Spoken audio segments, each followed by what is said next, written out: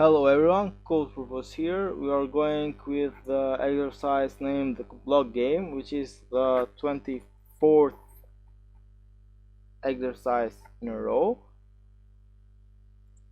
Let's open it and see what it has from us. It says that the citizens of Byteland regularly play a game. They have blocks, each denoting some integer from 0 to 9. These are arranged together in a random manner without seeming to form different numbers, keeping in mind that the blocks is never the first block. The starting number is never 0. Once they form a number, they read in the reverse order to check if the readed number is the same as the reversed one. And those numbers are called also palindrome.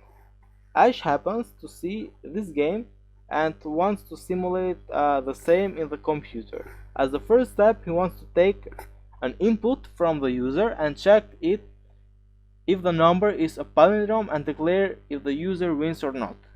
In the first line, we read an integer t, which represents the number of test cases, and in the next t lines, we read an integer n, which we are going to check if it's palindrome or not. If it's the number palindrome, it outputs wins, otherwise it output loses.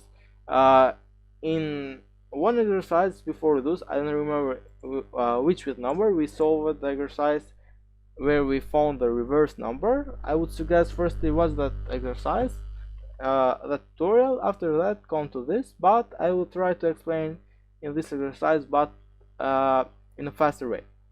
So we have the number of test cases and the number which we read in each test case. First we read the number of test cases, and we do our famous for cycle, which iterates t times.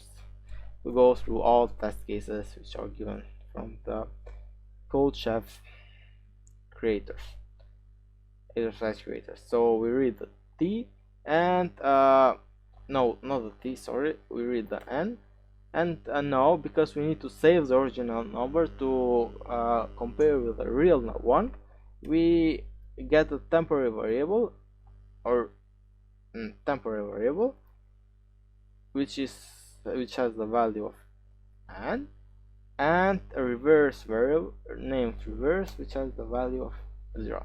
And we say while the number, the real number, isn't 0, get the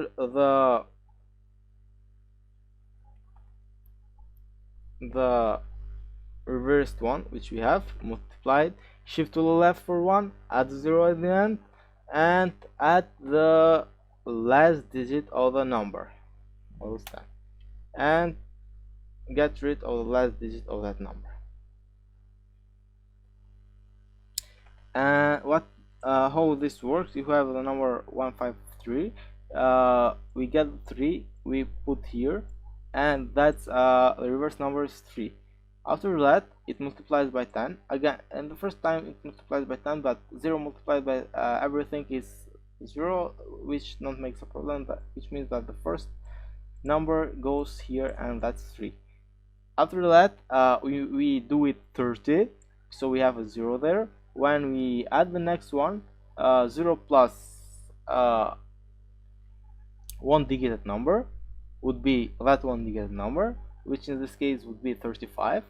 And at the last step, we have 350 plus 1, which is 351, and we got the reversed one.